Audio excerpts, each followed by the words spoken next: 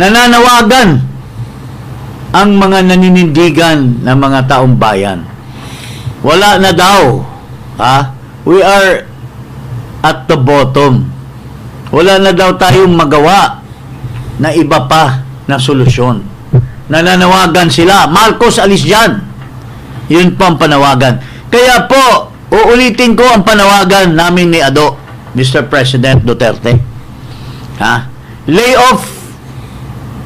Suggestion lang po. Nananawagan lang po kami.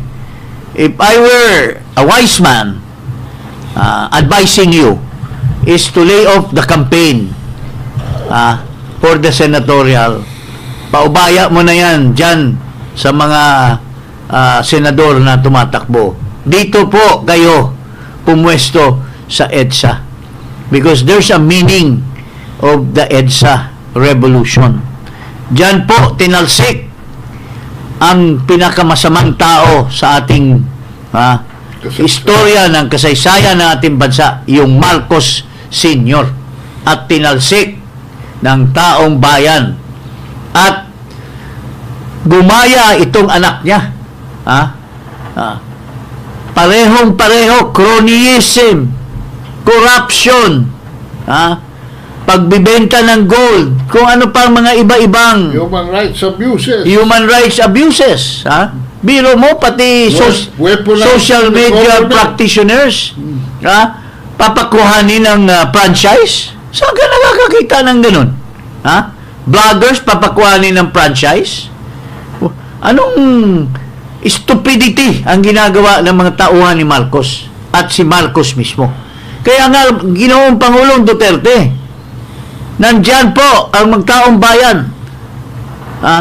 Every day, every other day, every 3 days, every 4 days, nandyan sila sa EDSA. Ikaw ang hinihintay. Dahil naniniwala sila, ikaw lamang, dahil sa hatak mo, dahil sa pagmamahal ng taong bayan sa iyo, dahil ikaw po ang tinitingala ng buong Pilipinas dahil sa mga nagawa mo na. Hinihintay po kayo dyan. Tumayo kayo dyan sa EDSA 1 araw, 2 araw, 3 araw, 4 na araw. I will assure you na mapupunta talaga ang mga taong bayan. At dyan naghintay yung sinasabi mong pulis at saka sundalo na sinasabi mo sa talumpati mo sa Cebu. They will all be with you, Mr. President. Kaya wag po kayong maghunos dili sa sinasabi ko, Mr. President. Anong panawagan mo, paring Ado? Well, dapat yan na simulan na i-form yung maisog. Kaya lang yung maisog na usog. Kaya there should be a new, a relaunch of this fervor. May momentum pa kulang na lang talaga yung yung bigwas, ika nga Pero kanino susunod ng mga tao? Mga ordinaryong tao nagdedemonstrasyon sa baba naghahanap ng leader. So ikaw lang po, Ginoong Presidente Duterte, ang tinitingala ng taong bayan na magkukumpulan sa EDSA. So it's up to you. If you will hear our voice, huwag kang magpaguyo dyan. Yung ibasko na yan, yung mga pakawala ni Marcos na yan, na sumasakay dyan sa movement na kampanya nyo dyan pagka-senador. Lalo na yung ibasko, huwag po kayo maniniwala dyan. Ginuguyo lang kayo at niluloko lang kayo dyan. Dito po kayo, tumayo sa mga tunay na mga Pilipino na nagmamalasakit at hinikayat na magkaroon ng EDSA People Power, Mr. President. So yun po ang ating panawagan dito. At ito po, para sa kaalaman ng taong bayan, nagkaroon ng survey at sinasabi nitong mga kaliwa, nitong mga hampas lupa na mga utusan dyan sa Malacanang. Ito po ang totoo na survey. Hindi yang Okta or hindi yang mga iba dyan na mga alam na natin kung bakit naglalabas ng survey yan. Ito yung survey. Ano ang tingin nila sa pagtanggal kay Inday Sara through an impeachment? Ito po ang survey.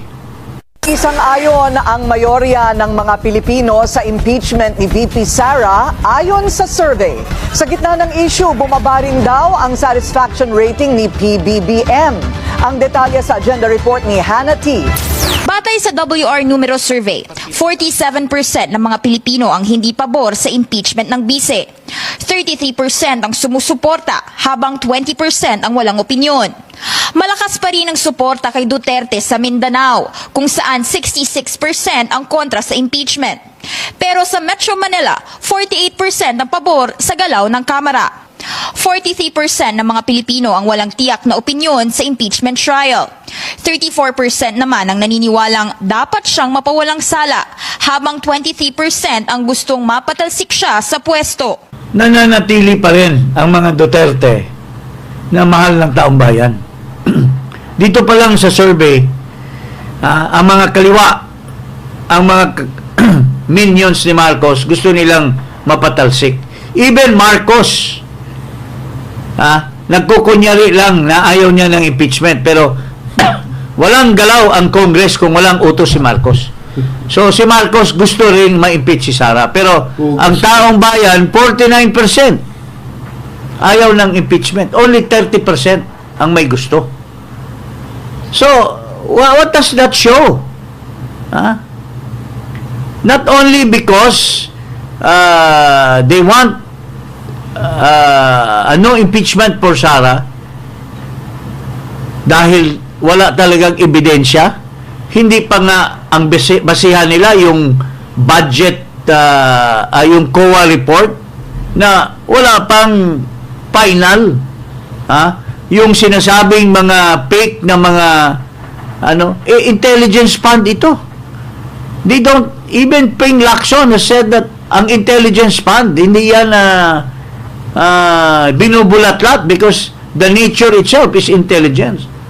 So, ang taong bayan, 49% naniniwala na hindi maganda ang impeachment para sa ating bansa. At ako'y naniniwala na yung 20% na undecided will swing in favor of Sara. Yes. Basta malaman lang nila ang merits of the case. Yes. Hindi pa nabe-ventilate masyado Kasi puro propaganda itong mga tao ni Marcos. Well, they have trolls, they have money to spend.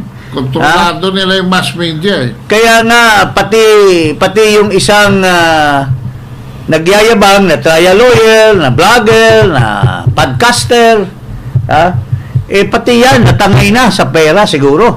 No? At noong panahon ni Duterte, itong babaeng ito, bakit wala siyang sinasabi kontra kay Duterte? Bakit wala siyang dinadaldal kontra kay Duterte? Tapos ngayon bigla, na hinire. Magkano kaya ang halaga ang hinire dyan, pare? Para she will be the new Trillanes and Laila de Lima of Malacanang.